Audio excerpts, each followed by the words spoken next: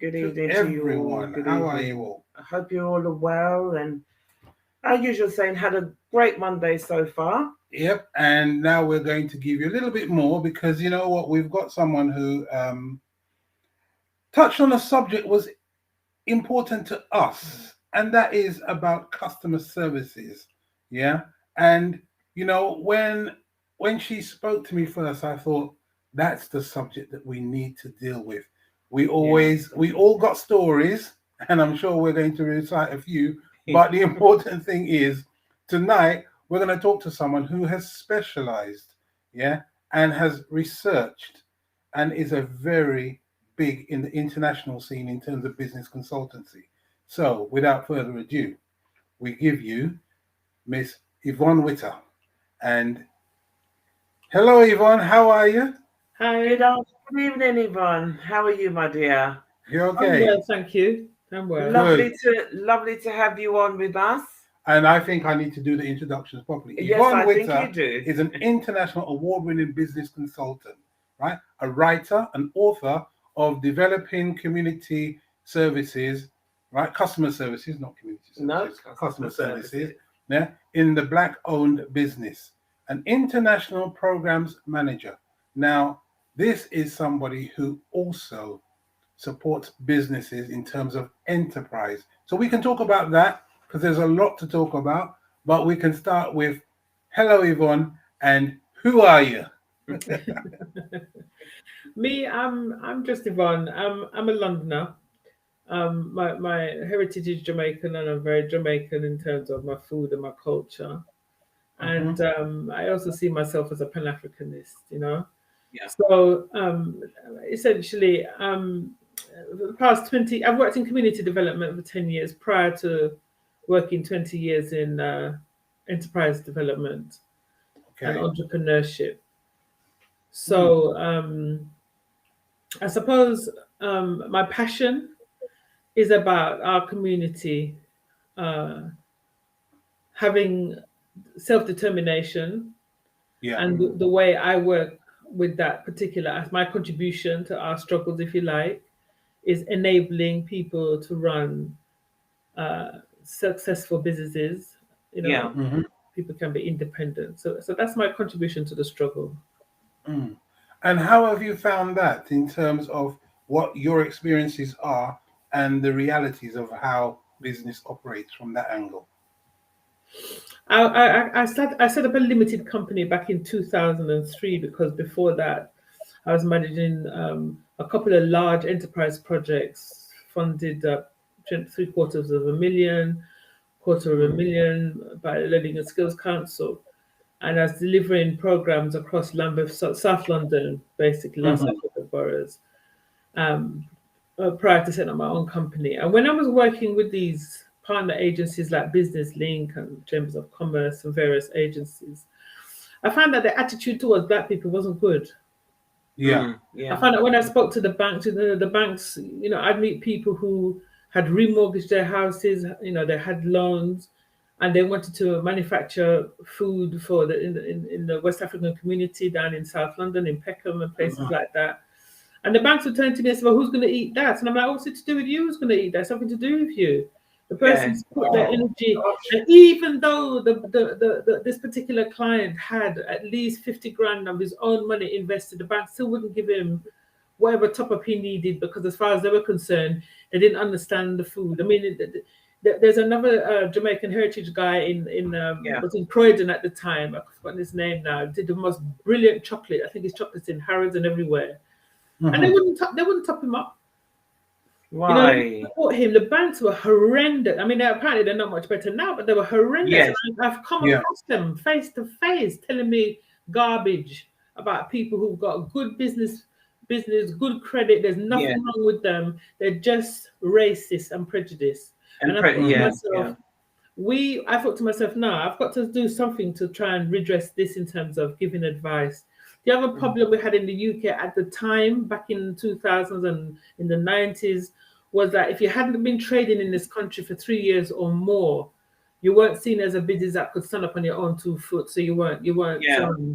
How do you say? You weren't attractive for support. I mean, I thought that was Mm. madness. I recently saw Yeah. that in an application that I was filling out, and it said if you hadn't been in business for 3 years and had an account that could be traced back to that point, they were not going to look at you. That was Yeah. for a grant, actually. That was for a grant recently. Yeah. Now, the thing is, people, as you just said there, as someone who has put, remortgaged their house and put their dreams into, right, this reality, to find a place where, you are automatically seen as, well, you're not going to go because this criteria is meant to hold you back. Yeah. And only provide the support for the businesses that they have deemed, and they have set the criteria up so that you don't get anywhere at all in there. Yeah. So it's a very difficult situation. You might want to get yourself a loan, but that kind of thing is an actual block. Yeah. And it provides them with an excuse that you didn't get there. Yeah. I mean, the guy who the guy of Jamaican heritage with the chocolate. I mean, he's international now. I mean, the guy is Yeah. huge, and I dare say the gentleman who was doing the factory, I presume probably he managed to set his thing up, because people find a way. Yes. Yeah, they regardless. do. But, Yeah. you know, for all of them, there are still lots of people who hit a brick wall in this regard. Yeah. You know. Yes, so back then it was, if you haven't been, I mean, I remember colleagues in other agencies when I was working for these agencies laughing at me and saying, "Yeah, you're going to set up a business, helping people to write business plans. Are you crazy?" I said, "What do you mean, am I crazy?" He said, "If you're going to set up a business, you should know how to write. They should know how to write a business plan." I said, "Why? Why would a dressmaker know how to write a business plan? They Know how to to make write dress. that. Yeah. Why would a plumber know how to write a business plan? They can fix sinks, and this is what they do. They need to focus on their trade." And they laughed. And it's interesting, because after I set up the company, overcame some of my fears and got contracts with Southwark to deliver my services. Some of these big companies, I then got really nervous and started to fret, because some of these major companies then started moving into the same arena of supporting small business, because there's now money in it, and the government putting money behind these companies. And you had big companies like shipping companies who had this shipbuilding companies who had subsidiaries like One London in Brixton, literally providing the same service that I'm saying I want to provide as running their unlimited companies. So I did brick it a bit, but I still delivered a better service than these well-resourced agencies who incidentally, most of their staff were people from the banks as well. People who had worked in banks were now the people on the street talking to people about starting their own business in the States. It was ridiculous. Yeah. Okay. I mean, we're going to bring it back. I mean, that is something that we will, we'll come back to. But once again, I'm going to say good evening, everybody. Thank you for joining us. As you can see, we are here with a wonderful, wonderful Yvonne Witter, who is an award-winning speaker, author, and enterprise consultant, speaking about, and we will be speaking about her book and, all of her experiences thus far. Hence why we say, bring your notepad and pen, because you never know what gems that might be dropped this evening. Okay, but obviously, I mean, starting from beginning with you, Yvonne, I think the question is, how did this come about? Well, let me show everybody first. Let me show everyone first. Yeah. Okay, there you go. And we can see you, so you can speak from that. Yeah, sure. So, how did this come about? I just became... Well, okay, so those of us are old enough, not the real McCoy. Yeah. We all had a laugh, we had a laugh. It was hilarious, right? When I was 10, I went to Jamaica with my parents. Most of my family migrated back to Jamaica. And there was a time when, in St. Thomas, in Morant Bay, in St. Thomas, my family had restaurants and bars and all kind of different kind of business. And we had a huge restaurant on the East Coast in St. Thomas, selling all kind of the menu, from turtle meat to lobster to jerk chicken to curry goat, you name it. We sold it. But it wasn't my, for the years I was in Jamaica for about 9 years, it wasn't my experience in terms of my family business at all. Okay. So I didn't think much about it. I thought to myself, I don't want to run a restaurant because it's too much hard work. That this was my my view, and I left that be. Came back here, did a lot of studies and thing. But obviously, this thing was in the back of my head. And then I saw the real McCoy, and I thought it was really funny. And here the cook shop situation, and I was thinking, this is ridiculous. Yeah. And I saw how businesses. I thought to myself, how can a business? So now I'm working as a business consultant. I'm like, how can a business thrive with that kind of attitude? And then I did some research for an enterprise conference, and I wanted to produce an academic paper. And I wrote about service versus servitude and customer service. And I thought, but really and truly, I didn't really want to write for academics because I wanted to reach the business owner on the high street. Yeah. And an academic paper wouldn't reach them. And so I wrote the academic paper in 2012 for a conference, International Enterprise Conference. And I sat on it. I sat on the information for that long, trying to figure out how to get this information to the high street. And obviously, I carried on with my life doing what I'm doing, and this paper the information sat there. And then I did a cybersecurity. No, I do a lot of things. I did this cybersecurity training boot camp because I was looking at that industry. Yeah. And cybersecurity is very dry, very heavy stuff. And somewhere along the line, there was a guy who was talking about using storytelling as a mechanism to break down the barriers for people to understand about cybersecurity for individuals. And I was like, yay. And I was thinking, storytelling is becoming a very popular medium for information on different disciplines. So I thought I'd use that medium. And that's how the book came about. I thought, finally, I found a way. And the book is out in Audible soon. I think when it's in Audible, it'll be even more accessible. Yes, brilliant. How can I find a way to get this information of jokey, simple, funny, but serious information? Yeah. So that's how the book came about. I wanted regular people, to be able to access this information around, a little bit about starting a business, but customer service. Yeah, indeed. And it certainly does come across like that as well, honestly, because by the time you finish, you have information and a grasp of what you need to do and how simple some of the processes are, and to attain and to have good customer service and to make your employees feel a lot more happy about themselves and what they're doing within your business. So and the referencing as well. So yes, it's very good indeed, and I'm sure it would help a lot of businesses that are looking to open or are already here with us and wondering, how am I going to get more people through the doors? The question for me is, when you're writing that book, when you're writing your book, I'm putting this there because I like this. I really do. Hugh forgets that I have it already on the on the graphics. So there's the thank you very much. You can leave it there, right? Leave it there. Let people take a note of it. Yvonne, I can see you, so it's all good. Yeah, I can see you. People don't need to see me.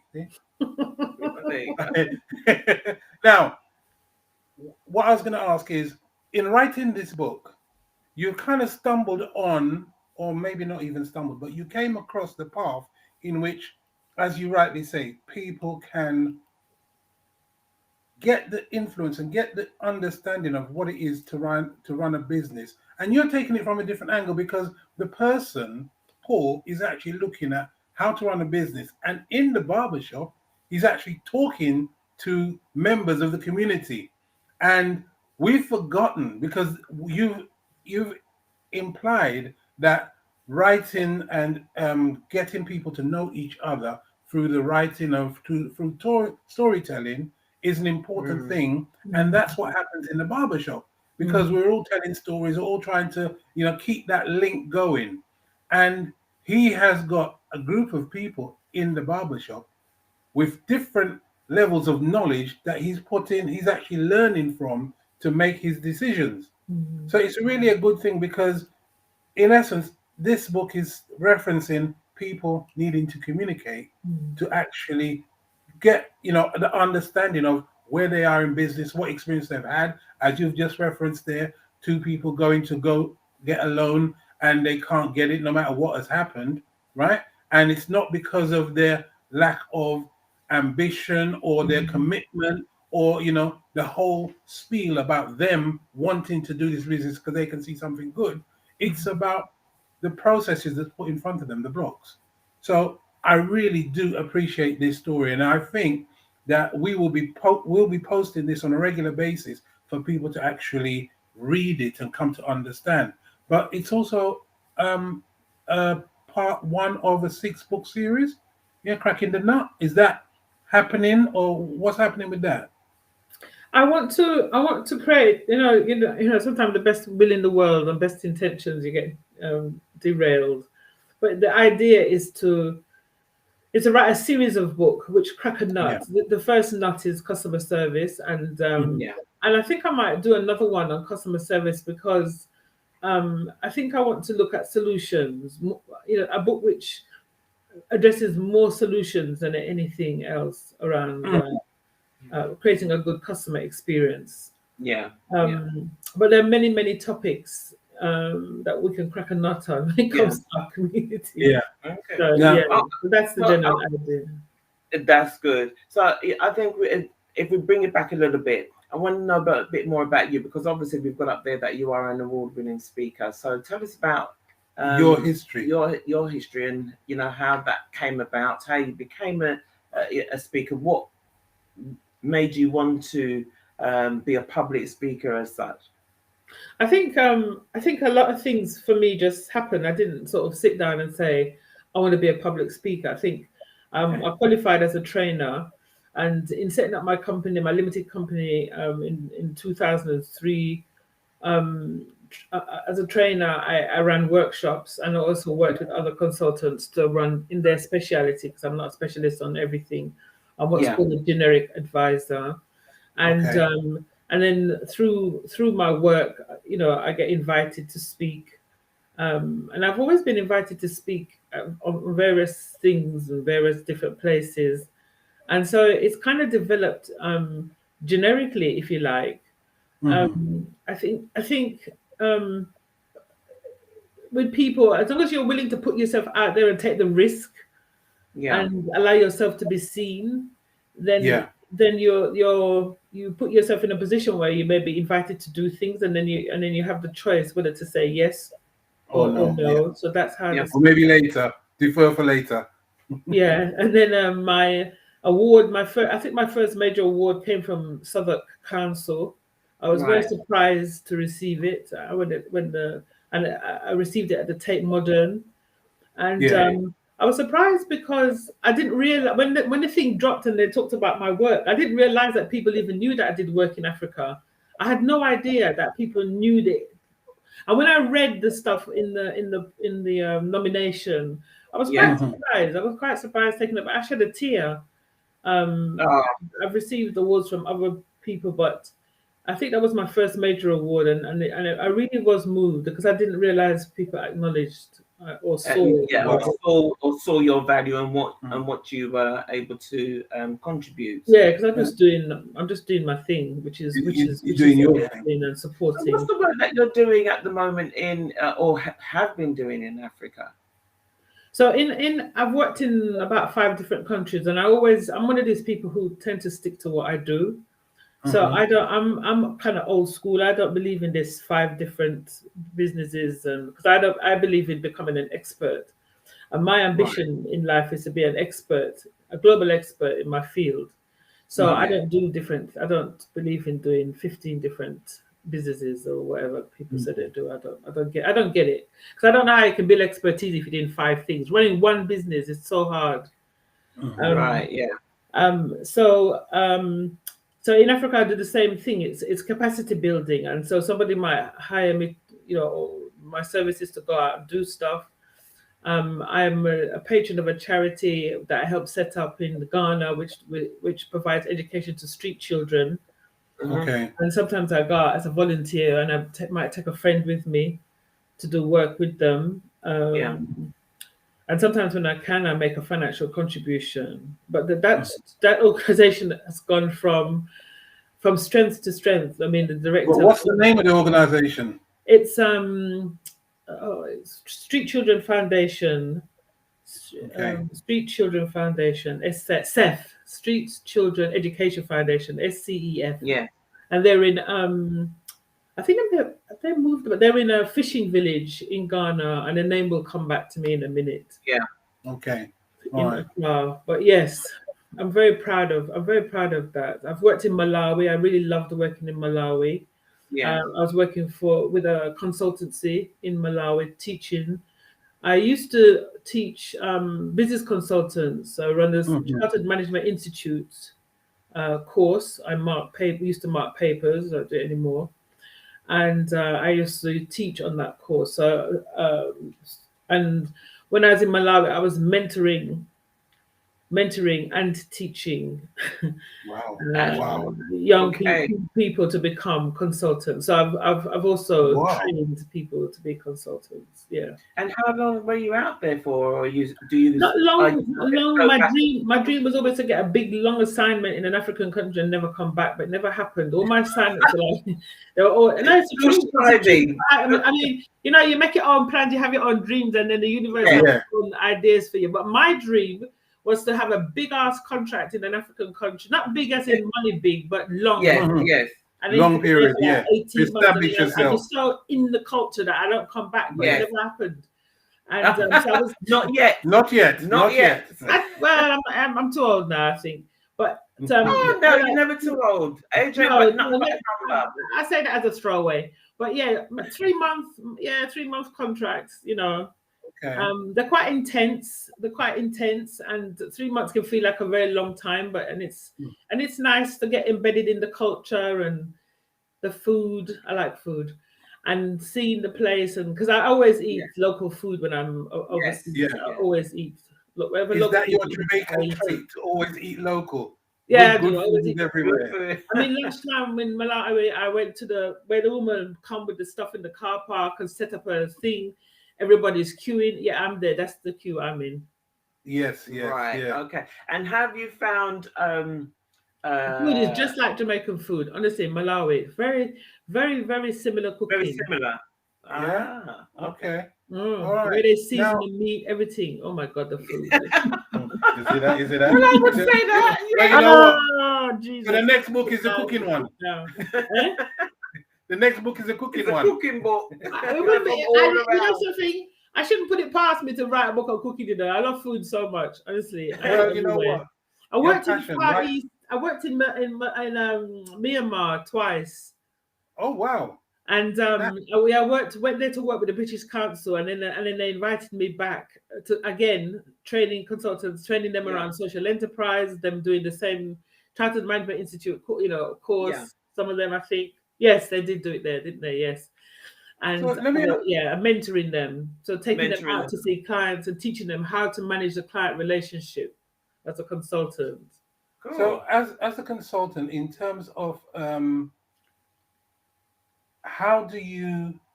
what is enterprise and how do you work that within our community, or can that be worked within our community? Okay, so entrepreneurship really is about people having an idea to set up a business or a social enterprise, because I now work across the two sectors, private or social enterprise.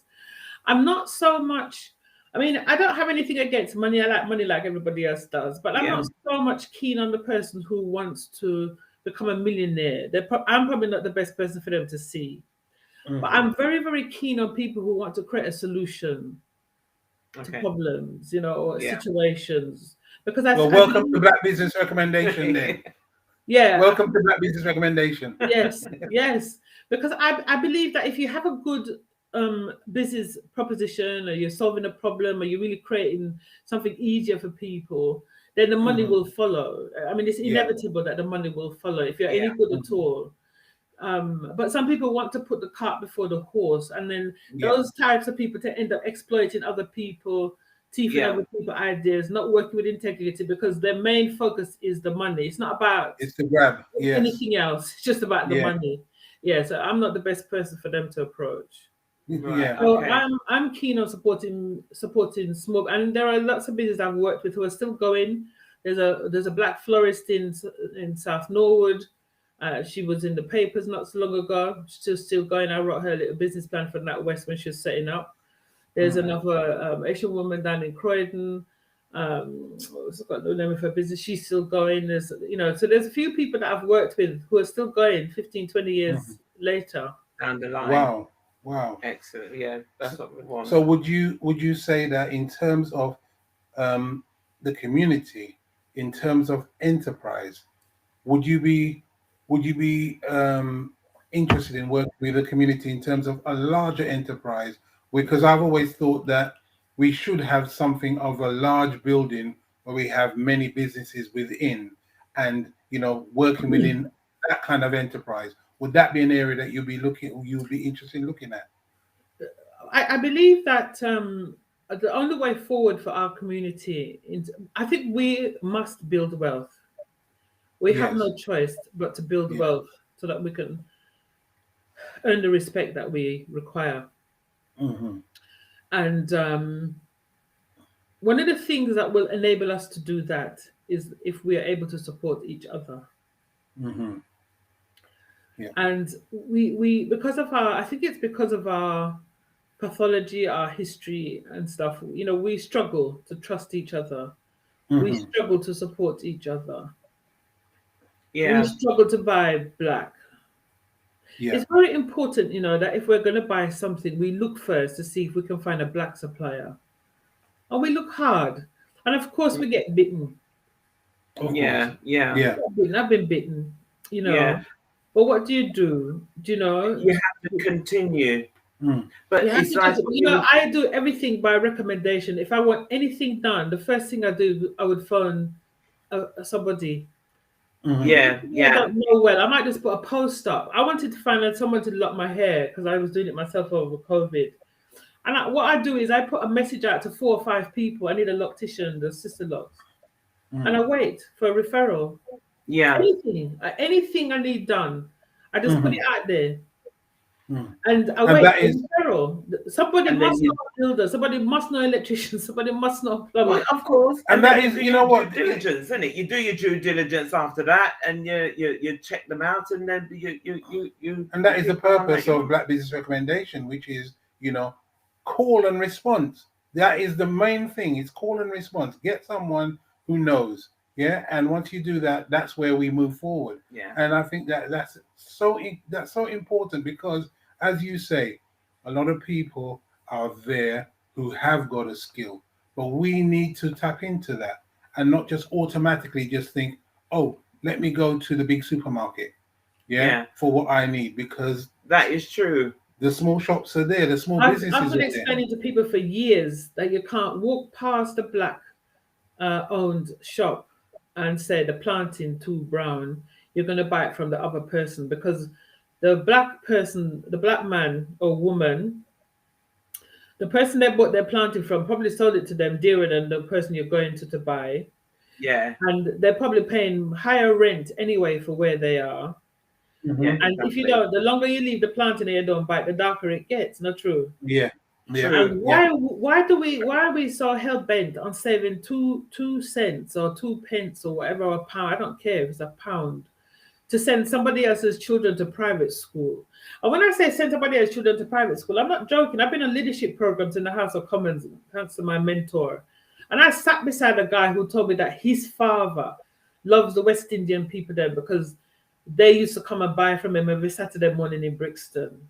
So this is, I'm not making it up. No, right? No, this is the reality. I have sat beside the product, a really well-educated, private school educated boy on this leadership program. And this was in, I don't know which decade, 2006 probably. Do you know what I mean? So this is not, it's not a joke thing. This is a real thing. But we just, and what you said, Hugh, us having some kind of center, which is an incubation center for businesses, is a fantastic idea. A place where people can come, you start your business, you're in that center. There's an accountant, there's somebody who does marketing, you've got printers, you've got facilities. And you stay there and incubate for maybe 3 years, and then you move on. Right. And then you have a responsibility to that center to add a volunteer, help a business, mentor a business or something. Like a incubation, a black incubation. Somebody will probably run with that idea now, innit? But a black incubation.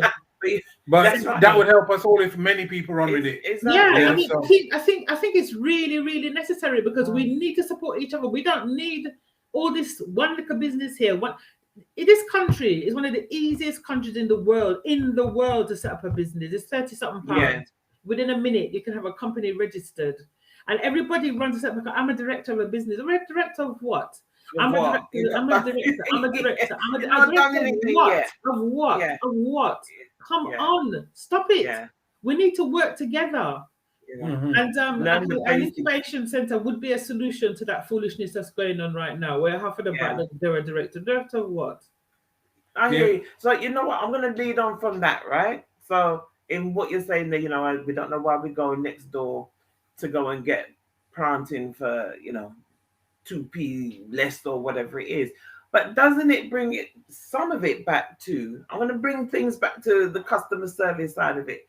Do you think, obviously your book states that, there's little tricks and so on that we can learn to perhaps help with that particular situation? Would you agree? Do you think that's part of the problem as well, especially in our yes, it's part of the problem, because sometimes you've got sometimes the shops that we own, you can't even see through the window, and I don't really know what that is about. But I've talked to some of these businesses over time, and they are so you can't even see through the glass. I'm not, look.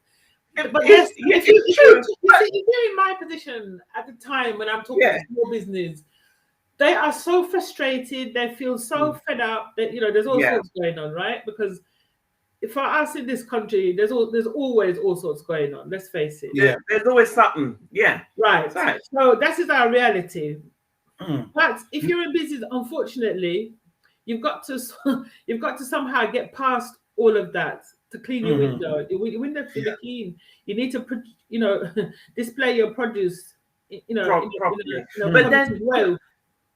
But then, the scenario that you did give us before we came on here, because for people to really kind of, because they might say, that's me, and it could be, as you say, somebody have been working all this time, and then all of a sudden, I don't know, they get a little redundancy or they get a little money and they start their business. Yes. So it's not going according. So explain that, because some people might be able to say, that's me. Relate to that. Relate to that, and what you mean by in terms of starting a business. The mindset of starting the business, and perhaps the attitude of the customer service side of it, which people might not see where that comes from. Well, you see, the thing is that you get the partner draw, or you got redundancy money, or you borrow it, or you with a little bit on the lotto, who knows?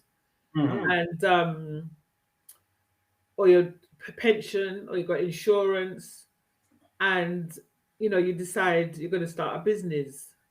So wherever you were working before, the guy down at the bus garage can't talk to you anymore, because you're working for them, and the cleaning company that you was with or whatever, nobody can't trouble you anymmore. Yeah, and you're still the kitchen that you were working in, the chef, whatever. Nobody can't, because you've left. You dash on the apron and your things, and you're not coming back. You're starting your own business. The problem is that these people, they don't go and get any business advice. I mean, I've met so many of them. There was one guy. He had a shop in South London, and oh dear, he opened this cook shop. Because the thing that happens is, and I'm not just cook shop, but all different kind of businesses, they can cook. And somebody said, "Why you can cook good? You might as well open a thing, and they're gonna try a thing and whatever." Yeah. I find with our people, when you try and talk to them about anything, they say that one woman told me that I'm a dream stealer. A dream stealer, okay. Dream stealer, yeah. She said to me she wants to do XYZ years ago. And I said to her, no, I don't. I think maybe you should think of doing it in this way. You should do you're just a dream stealer. Yeah. So a lot of them, I think, a lot of people, I feel, they like to go to their friend and their mate, and they prefer to get advice from them rather than get it professionally. Yeah. Another thing I find with a lot of our people, There's another side to it as well. I've seen a woman set up in Croydon, set up a travel company. Went to visit her in my role at the time.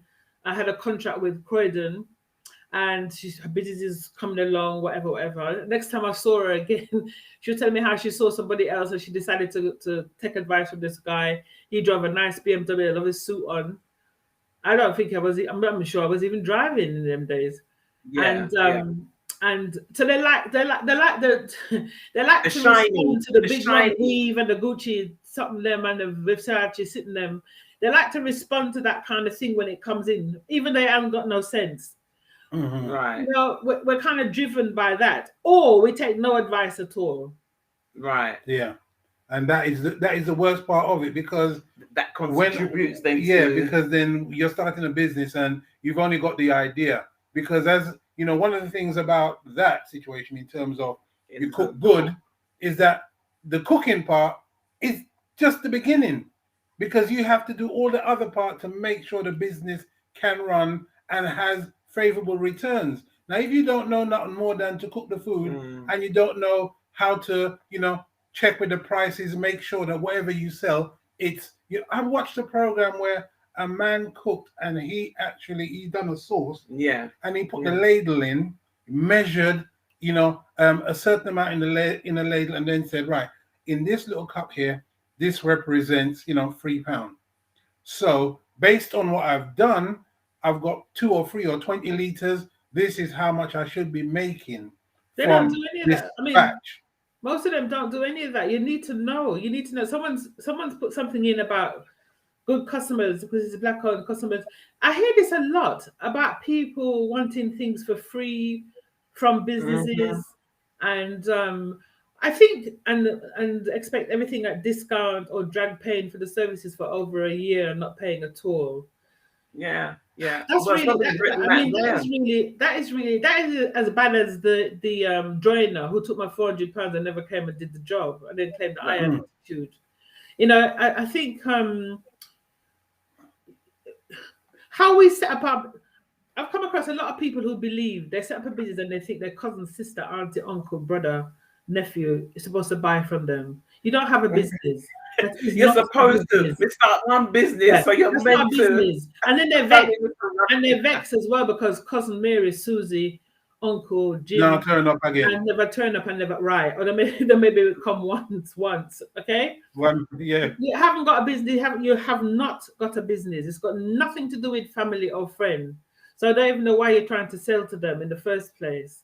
And in terms of people, I don't understand this thing about people not paying. And why are you delivering a service if they're not paying? And why are you not taking money from them before you deliver this?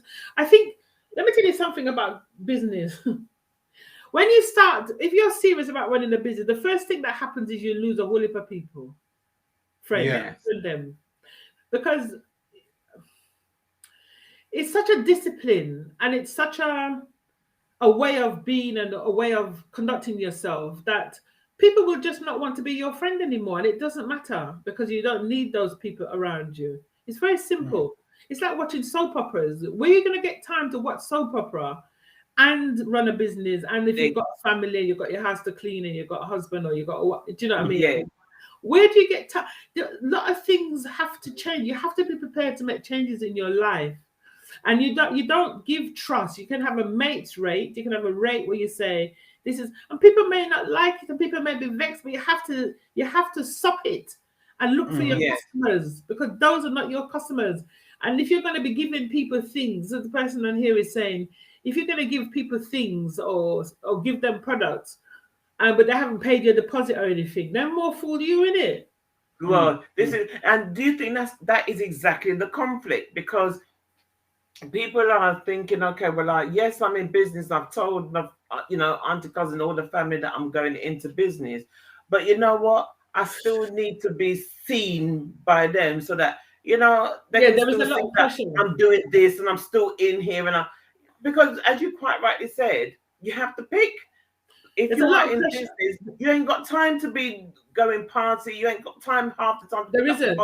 You're concentrating on doing the best for your business. But you've got to take yourself. But a lot of people don't take themselves seriously enough. That's half of the problem. They don't. So I remember how do we? I remember when Lexus driving friend of mine said to me, "Oh, you don't look like you run a business." I was working from home, right? I said to her, "Well, how do you think I pay my mortgage then?" Yeah. And my son go to school. How do you think? She goes, "Oh, she had a job. She had a job with the council." She went, "Ah." Do you know what I Yeah. mean? So people's perception. I remember having a client once. She'd opened a unit in an industrial unit in Stockwell, and she was referred to me. Why? She had no customers. I said, "How can you open a unit? You've got rent to pay, and you've got well. I thought I'd open a unit because I'm setting up a business, and then I'm gonna get contracts from from DWP to work with unemployed people. It's just like." Do you know what I mean? It's like you need to get the customers first. It's like a dream, and the reality hasn't hit yet. Yeah, but do you think then that that whole perception is from way back when? Because we see, I'm going to come to the service and servitude bit in a minute.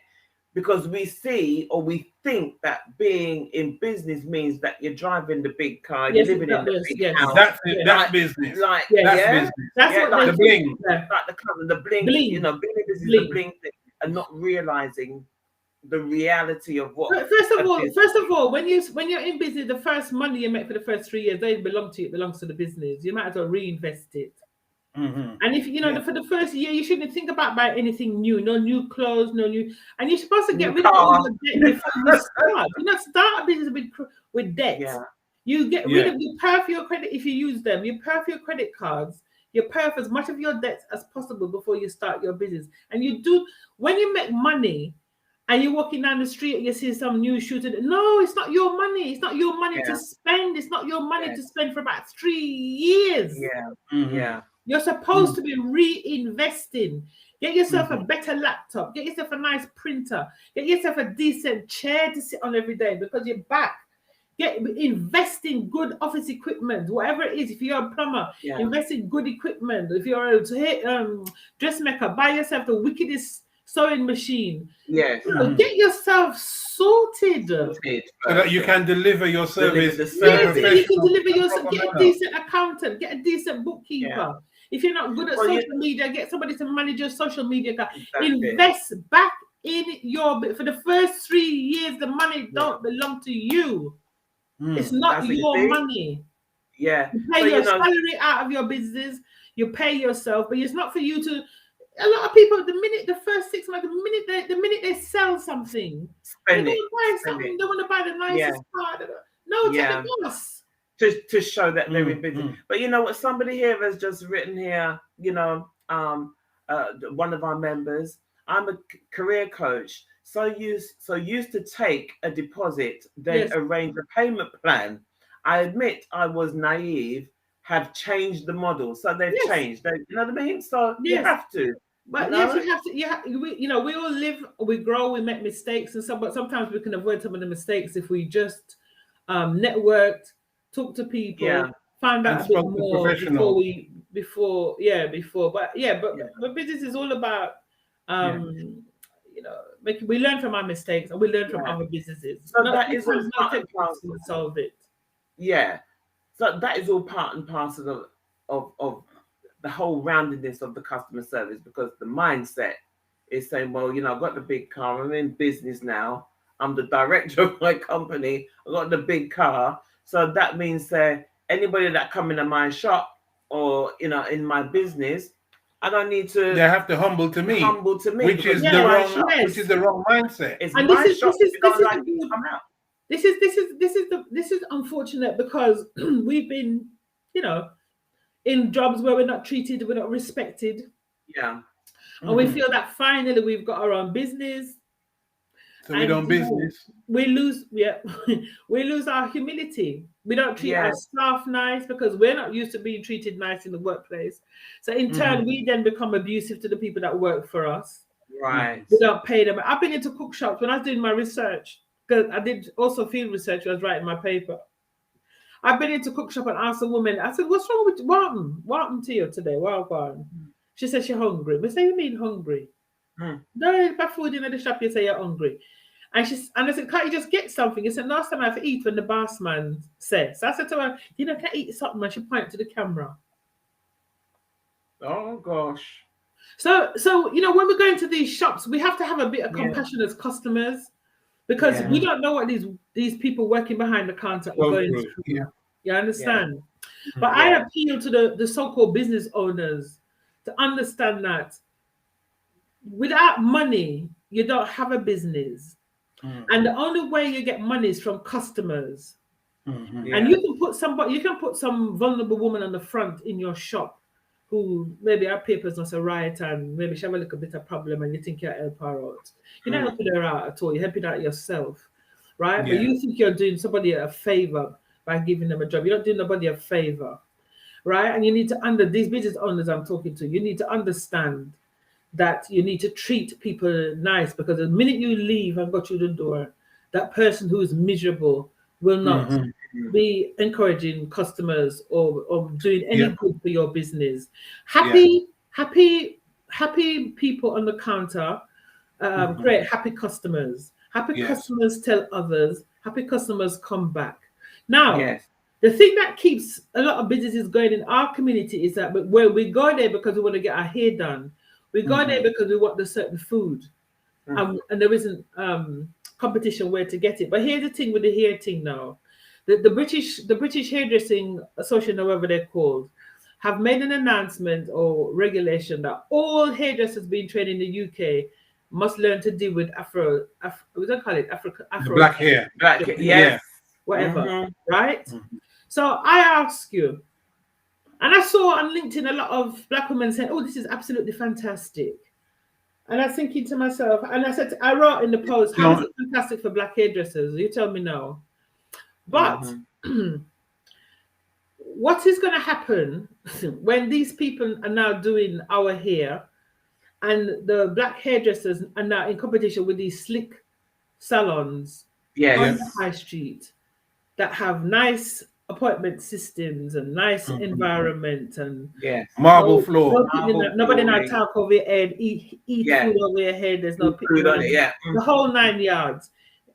You've got appointment when you want it. You go in, you get your hair done, you come out within a reasonable time. Yeah, that's right. What's gonna happen to a lot of the black hairdressers on the high street? They're gonna vanish on the street. And that is why we have to really get with it. We have to get with it. What do you call it? That place has tried to create a chain of Caribbean places. They can't get the food right. They've got all the Bob Marley iconography and the corrugated iron and the music and the rum cocktails. Right. The rum cocktails, but they can't get the food right. But can you imagine if somebody gets the food right as well? As well as the ambiance. Right. So we have to, as businesses, we have to fix up, because we're becoming more enculturated. We eat different foods, we're not stuck on one type of food. And so therefore our food is now becoming more popular amongst the population, because people travel, they go to the Caribbean and they vegan and healthy relationships, and so they're getting used to our food. But what's going to happen when all these people from different cultures are now buying our food, but we ain't selling it anymore? Exactly. And they don't even know what authentic tastes like, so they will eat the patty full of flour with seasoning because they think it's a patty. Yes. You know what I mean? So we as black people, we cannot afford to stand still in this country, because we're very integrated, especially as Caribbean people. We're very integrated, and everything we know we share, and everybody can. I mean, look at jerk. Jerk is like the biggest thing. Everybody doing jerk. Everybody doing jerk. And that is from jerk sausage to jerk peanut to everything jerk. Yeah, right. So we have to really get on board with this. We have to get on board. We don't seem to be able to retain things that are ours. Other cultures have their restaurants, their whatever, and they still have it over decades and decades and decades. They still have their own thing. But you know what? One of the things was that I had to humble myself one day when a friend of mine was opening up his barber shop. So I said, let me go in there and help him out. Turkish young man. And so I sat down there and I had an experience in which a conversation I had with him as well, it just shocked me because he did my hair, he did my beard, he put the wax in my ears and my nose and everything, and I've had wax on my face. And I went through the whole treatment of the hot towels and everything, Mhm. right? And I felt $1 million, and I just said to myself, "My God, we need to come to experience The this, experience. to go and do it for ourselves." Now, here's Yeah. one thing he said Yeah. to me. I said to him, Mm. "You're open business all the time." He said, "Yeah." I said, "So what is the difference between your business and black-owned businesses?" He said, "Well, the thing is, I look at my customers and I see what they want. A lot of my customers want me here at 8 o'clock in the morning. Some of them want me here at 7:30 or 6 o'clock because they got an appointment, they got something, and they want. So they make an appointment for earlies, but I'm always here at 8 o'clock, and I finish at 8 o'clock every day. That's what I do. So they know where I am." And I sat there and I thought, "Oh my God." He said, "The black businesses, they come in when they want, they go home when they want. So if someone wants to come and do their get a cut, they have to. It's a potluck. It's If they come potluck. in, What kind of right? how on earth can you run a business on potluck? Potluck, I've seen it in boutiques, where the boutique shut down now anyway, but I've seen it with boutique. I've seen it with so many different types of business. And you know what you said there is very important, because even as women, when we go to get our hair done, we don't just go to get our hair done. We go for an experience. And if you're not going for an experience, you should be going for an experience. Because most of us can do our hair, but we don't want to. You don't want to sit there like this. You want to go for the experience. You want to feel special. You want to like the experience you had with the barbershop. But our hairdressers, they're not getting it. And when these people start doing our hair on the high street, and black women go in to get their hair done and find out, well, if they get their hair done, they can have a little hand massage, they can have the Indian head massage, and they can get a little. Can you see? That was another thing. Where we're going. That was another thing. My man gave me a hand massage. I was like, "What you doing?" My man cracked a thumb on mine. I went, "Lord, that feels good." I rest my case. And I've never been in one of our barbers yet. I think they are growing there because my son is talking about, the experience he's having as going into the barbershops, But we need to keep, as your book states, the story of being in a community to talk and use the barbershop in the right way. But we need to upgrade as well now. We need to say, we need to now move it forward, move it up. Well, the thing is that, as I keep saying, the time for moaning and saying, nobody ain't coming to see me, nobody's not doing whatever. We are now in the 21st century. We already know what we need to be doing. All right. We have to come away from, well, as you quite rightly said, this is my shop. I can do what I want. If you want to keep your staff, do what you want. If you want to keep your staff, you've got to treat them correctly. Yes. All right. Even if you can't pay them, whatever. But be nice. At least be nice. Right. That's be right. nice. You don't cost nothing to be nice. Yes. If she needs to take the children to school, and it means that she's going to come there 30 minutes late to start in the morning, there's no point in you lang out your face. You just agree with her. Right, you can't start to that time. That's the time you start. All right, expect to see you at 9:30. That's it. And that's right. And then you sort something out, because they will help you out in the future in other ways, But I'm going to read to you, because obviously some people are really commenting, and thank you very much, everybody, for being with us again tonight and commenting. This member has written, the perception of what a business owner looks like is something else. I was told I need to weave my hair and present a certain way to be taken seriously. Now, my clients are mainly abroad, New Zealand, America, and Europe. This is great, but at the same time, I can't see the rest of the question. I was told by a Tory, black Tory, weave down to the back of a neck. Sorry, let me just finish that one. At the same time, disappointing. I started to reduce the pay gap between the black UK community and other communities. I help clients secure an average increase of income of £10,000. I'm excellent at what I do, but get rubbished and overlooked by my own. I am tired of it, so I've changed my focus. You know what I'm saying? So sometimes you try you're told something and then you do whatever you can do and you're still getting rubbish by your own. So Yeah, I was you told. I know was told that you I do. can't. I'm not gonna get. I've Anyway, so never. you do I've your had hair. locks of all different types, size locks from Wappikill Phillip, and I was told I'm not gonna get anywhere. It never stopped me getting a single contract because my work speaks for me, right? Yes, yes. And it never stopped me getting a single contract. My locks were always grew. In fact, I did Morris Roots customer service. He asked me if I would do his customer service plan for him or whatever with his staff when he opened the first 2 salons. I think Morris has about 4 now. And I call him the Rolls Royce of natural hair because he was one of the first to have this fancy appointment Thank system. you. That's where I go. Right. I Well, I I love all trained of all our his people staff. and what they do, but that's where I go. trained all his staff in the early days on a Sunday. 2 Sundays, I think we did it in succession. And I still have the letter that he wrote to me, thanking me for doing the work I did with them. So, you know, this is not a joke thing. And you can see, I mean, you know, everyone's offered a drink when they arrive, and there's all sorts of different things that they're doing. As you can see, great he service. keeps his shops tip top. Yeah. This is a guy who invested in his business because I was somebody that, I was a customer as well. One day he just said to me, can you work out, can you do something for us? Yeah, and I sat down, wrote the training plan and went in there and delivered it. But yes, I was told the same thing. I used to have my hair groomed by Morris Roots. Groomed and I was straightened. told the same thing, that my locks. Never mind them. Yeah, The exactly. person on Facebook, never mind them. You just do your thing. Let your work speak for you. The one who was telling me that I need to do something with my hair. Where is she now? Where is she now? I haven't here, you know, nothing. Drunk, falling over drunk all the time. Oh, I was at this touring party event. Yeah. We drank ourselves to a frazzle, and we Oh, dear. You know what?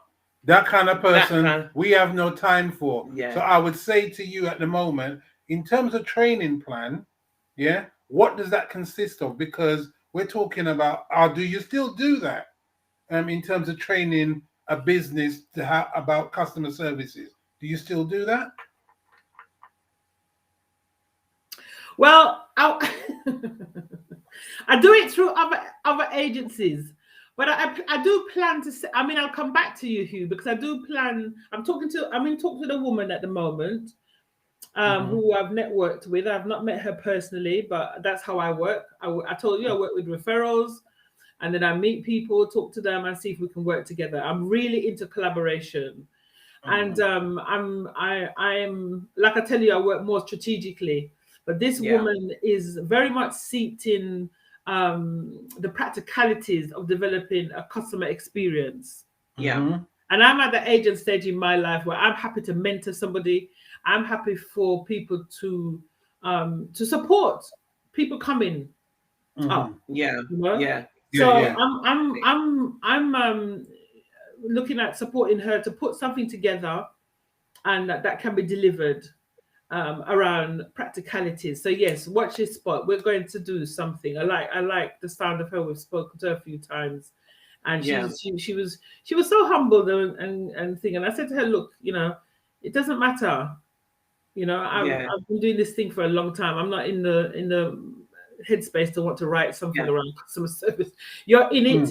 You love it. You're doing it. You know, we can work together. So work something out. Yeah, I'll run something and see who shows up. Okay. So I'm gonna put to you, because I said I'm gonna come back to it. Service and servitude. Okay. Yes. Right. So I was so powerful in the book. Yeah, I was so perplexed about this lack of customer service in shops in our community, and I kept thinking to myself, what is causing the problem? What is it? And then I remember, you know, growing up, sometimes with people as kids, you say, I'm not your slave, you know, I'm not your slave, you know. So you remember that? Yeah. And I was thinking to myself, are people getting confused? So I decided to do some research, and I looked at Marcus Garvey, Malcolm X, Martin Luther King, and it's in the academic paper, but I don't think it's in the.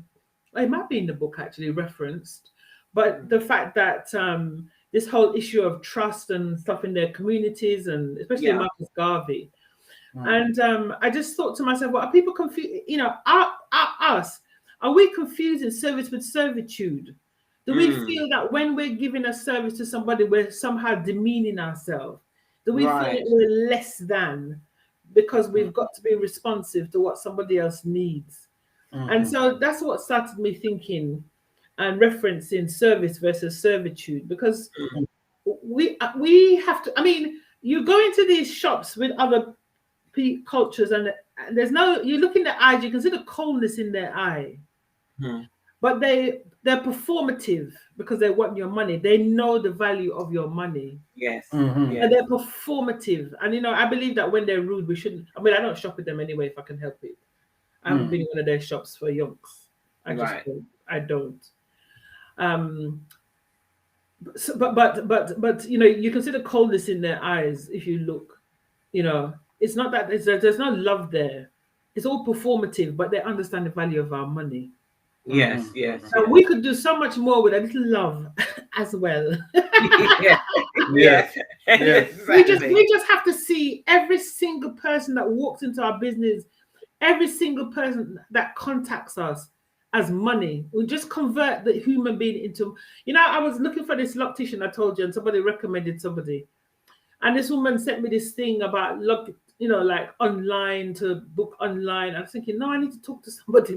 I need to talk. In my head, I was thinking, I need to talk to a person. So yesterday, I was thinking, I don't know if I can go with this woman because I need that human contact.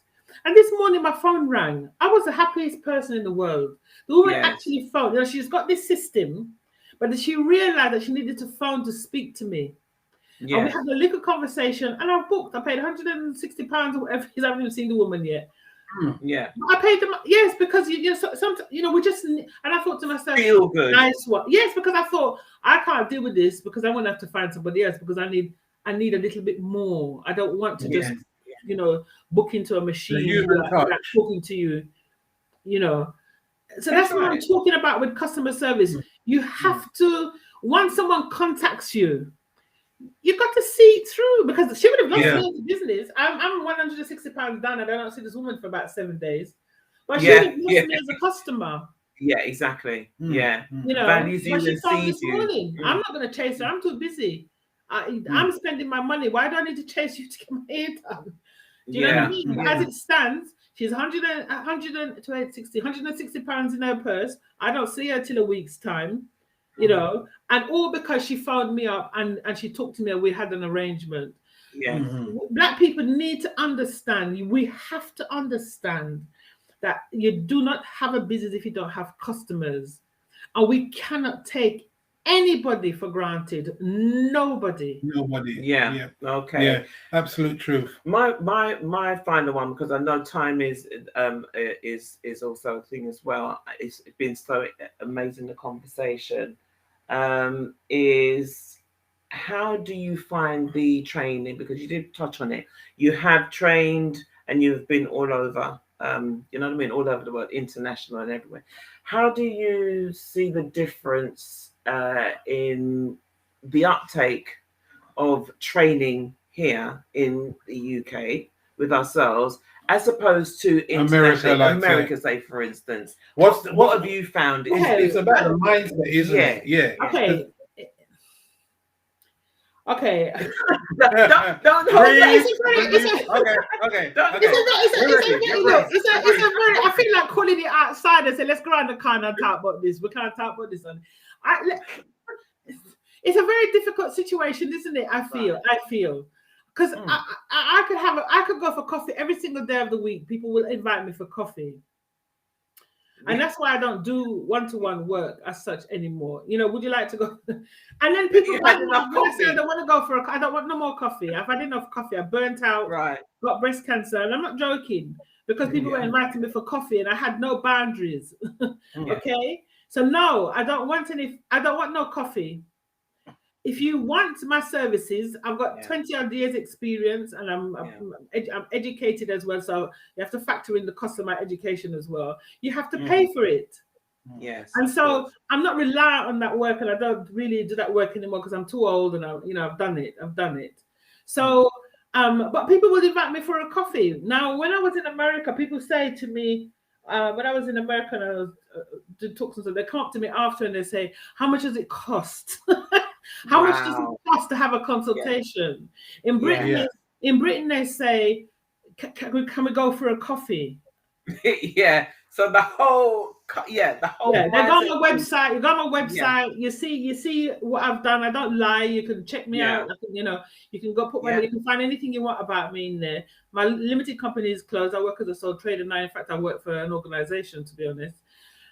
But yeah, no, they still want me to meet with them for coffee. So you know, we've got to change that. with that, I think one of the ideas is that I've always looked at the way the Americans think about how Oh, sorry. they- Our community will pay white people though. You see, this is the difference. yeah, I know Now- so many people who will pay our cousins. WhatsApp and ask me questions and ask me this and ask me that.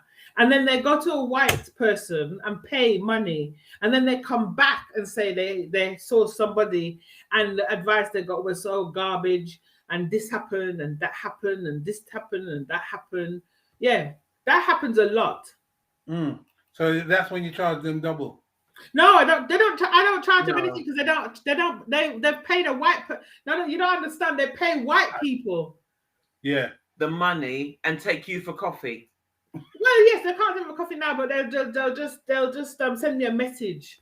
Oh, you never know. This happened. That happened. What do you think? And I'm a generous person, so if somebody asks me, well, what do you think about doing export? This, I will answer. Yeah. I'm just not going for coffee. But what I'm saying is, my experience, we will pay white people for business advice. We pay white people. Well, you know, truth and honesty, as I always said. Or people with high profile. But you see, the thing is, for me, my statement is always that we have to learn from our cousins, and improve our business. So if we go out there and we go to our cousins first, and we don't look within ourselves to see who it is that's out there who can help us, more fool us when something goes wrong. Yeah. But end of the day, as a professional, you're starting a business. You want to go and find someone who can understand you. Yeah. Understand all the nuances that you have to go through to make this business work. Now, if that's not done, and these people you go to don't understand the culture of the reality of you starting a business, they may have all the right plans that do work for them, but they don't work for you because guess what? They have never been in a situation where they're sat in front of a bank manager with all the details and everything the bank manager wants. But the one thing that he doesn't want is the one thing that's blocking them. Now they don't know. And you don't know because you think that person, our cousin's coming out there with all the documentation, all the degrees and everything else in the world is going to help you to get the business. And it should. Operative word, it should. But it doesn't because there's just one area that they do not know about or they are blindsided by. And that's a reality of what you have to deal with. And it's just a shame that someone like you can't sit them down to say, look, this is the reality. You may want this thing. This is what we have to do. What are your plan B, C, and D? Yeah, because that's how we go into business. That too, and not only that, we have to recognize, and this is what we do try and show here every week on Black Business Recommendation, is the quality of expertise it's ridiculous that we here. have within our diaspora, within our community. And this is what we share every week. You know what I mean? So, if you're thinking to yourself, I need to find somebody that's going to help me along the way, a business consultant, such as yourself, I need somebody to teach me or to show me about customer service. Look no further. All right. It doesn't mean, oh, you know what? If I've got to talk to somebody about customer service, I've got to go and talk to so-and-so, right, who's at the college of, I don't know, whatever have you, okay? The person is in front of you. Your own has expertise that are far way and more time beyond. So this is what we show, and what we're saying is you need to change your mindset. We put them in front of you every week, and here is another example here with you. Yeah, Brilliant Facebook post. Here, and she's here to help you. All right. And if you want to purchase her book, I'm going to put it up there again, okay, for everyone to see. And leave it Okay. up there. Yvonne is there. We can see you. Look, Now, Lorraine, there's a brilliant post here from a Facebook user. Can you see it? Right. Yes. Okay. I'm going to put it up. I'm going to put it up. Americans.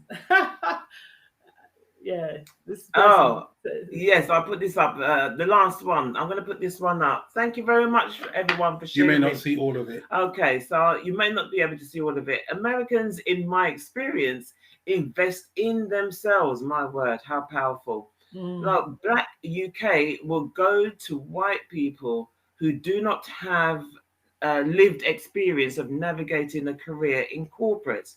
They get subpass advice, then double back to get fixed. Yeah. The intent is good, but they just, I'll read the rest of it from here, but they just, where am I here? But they just don't know because being Black is not in their field of experiences. I mean, that is the God's honest that is truth. the truth right there, That is spoken. the truth. You know? Thank you very much. I can't see who shared that, but thank you very much for your contribution to the show. Themselves. Yeah. Yeah. So you know, at each point, you know, we are showing people you haven't got to look outside. We're not saying to you that looking elsewhere is bad. That's not what we're saying. But we're saying within ourselves, we have spend more in your community. Tremendous expertise. I'll give you an example of that. Right, there's one person went to do first aid, and they insisted upon doing the British first aid, you know, totally the Red Cross first aid. And that's what they were. That's the quality they were looking for. Didn't want to go with a Black person, wanted the British first aid, right, the Red Cross. It was a member of our group, a Black woman, who was running the first aid course. At the Red Cross. At the Red Cross. And she had her own business doing the course for half the price. Yeah, exactly. So right? That is the issue. That is a substance that we have to deal with. Yeah. Because Black Business Recommendation is about educating people about what businesses have to go through in order for them to survive. Yeah. And educating them to understand the different issues that a Black business runs in terms of maintaining the status quo. Yeah? Listen, Yvonne, I'm going to put the book up there again because I'm telling you, there's so many questions that we still have not even gone through and had. We might have to come to a part two. We might have to come to a part two. So what I'm going to share, I'm going to put the book up there. Please, please, please tell everybody where they can get the book from, how they can purchase the book that can help them within their business. Oh, it's on Amazon. If they want to get it, I think I would like people to tell their libraries to buy it. Right. It'd be really good if you told your library, go to your local library, request it so the library can buy it because they'll buy a few copies. Okay. So I think people. Well, some people do use libraries, and I think it's a good book to be in a library. To be honest. Absolutely. You know something? Okay. Community library. I'm going to put something out there for people in general. People, get virtual library sorted out. All you do, you got a book, sign up, join it. They send you the book, read it, bring it, send it back. That's it. All in one price. Yeah, look at that. I'm really excited though, Hugh, about the whole idea of a business incubation center. Very, very excited about that. Well, let us talk because you know what? I've been trying to get a few people together, with the skill sets to do it and make it happen. Because my thoughts are always bus garage, and convert it to do the things that is exactly that, an incubator. So let us talk. And if anybody's interested and you're serious about it, let us talk. Let's make things happen. But listen, we have gone way over time, but it has been an amazing conversation, Yvonne. Honestly, I'm telling you, people, a truthful conversation. And everybody, please be reminded, we're not here to bash ourselves, right? Oh, no. We have to come up now. We have to come up now. We have to step up, and step up very quickly indeed if we want to reach the levels that we want and to have the changes that we would like to see. Okay, but once again, thank you very much, Yvonne. We haven't even ended with our last. Yes. So you know what? The last question. My favorite question. So we are here right now. What does Yvonne Witter want as her legacy?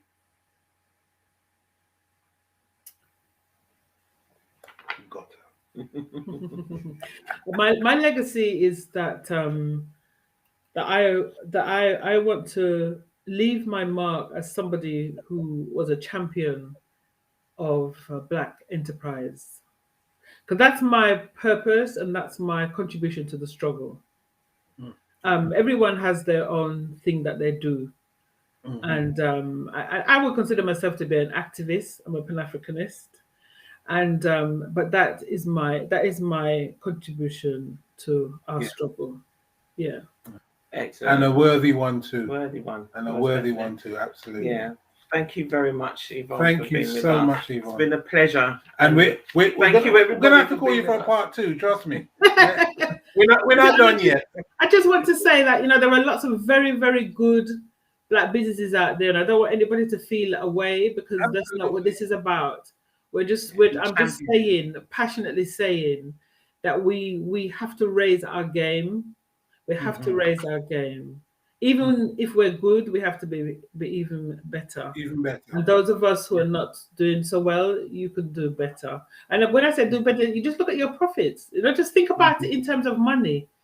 You're not kissing anyone's ass. You're not, belittling yourself. You're just saying to yourself, I want to be successful, and in order to do that, I want to build my customer base. And how do you build your customer base? You build your customer base by creating an environment that people want to come and shop in. They want to refer you. Nothing greater than referrals for the small business. I get all my work from referrals. People always tell me somebody recommended you, always, every day, all the time. And the best referral is from the happy customer. Yes. That's where it comes from. Because a happy customer sells the story for you. Yes. That is your representative. You don't have to do anything. Yeah. That's because this woman that phoned me today about my hair. Of course, I'm going to tell people. If somebody asks me, of course you are. I'm going to tell people. Exactly. Well, listen, we're going to do a part 2 with you. We're going to try and track you down again, and because we know your time is very limited, so we will definitely chase you up. Yeah. Listen, Yvonne, this has been fabulous. Thank you very much. My we pleasure. are humbled by your time that you've given us. We know you're busy, so thank you, and we'll get in touch with you again. And good luck with the book. And for everyone, go out there. We'll be publicizing. We'll be pushing it out there. Get your book. Get the book. Get the book. Seriously, it's a good read, everyone. Okay. Yeah. All right. So enjoy. Okay. Thank you very much. Thank you very much. Have a good week, everybody. All right. No, thank you. Yeah. Okay then. Bye-bye. Bye-bye. Thank you very much. Bye-bye. Bye-bye. Well. Oh my word, that was brilliant. That was seriously, that was really good. Now you know what? We've gone overtime. But sometimes we needed part 2. We need a part 2. Trust me on that. The conversation is such that we just need to share these conversations. These are the realities of doing business, and people who know about it can tell you straight, and there's no messing around with the faded lines or whatever. Straightforward talking, and we love that. So now, next week. Quick for next week. Steve Oram. Now, this is a gentleman I've got to say that I've known him for a very long time. He's a passionate person. When I tell you about, you can feel the strength and majesty of this young man. So, Steve Oram, he is the director of Proud and Gifted. Now, he'll be here on Monday, the 18th of October, 8 o'clock. And his purpose is to celebrate Black young people's achievement. Mm-hmm. So he founded Proud and Gifted in 2018. And you know what? The response has been tremendous. Yeah, through the media. Through the media. He's got a connection with the Voice newspaper. And you know what? It's about positive stories about young people, in the media. So we want to make sure that we want to big up all our young people out there, and we're going to look at working with him to support young people. Exactly. But that'll be next week. And all the great people. Again, we're showcasing and highlighting every week Yeah, the wonderful, wonderful people doing great things in our community. Okay, so have a great week, everybody, and we look forward to seeing you next week. Okay, Blessing to you all. Blessing to you all, And do better. Take care, everyone. Bye bye. Take care. Bye bye.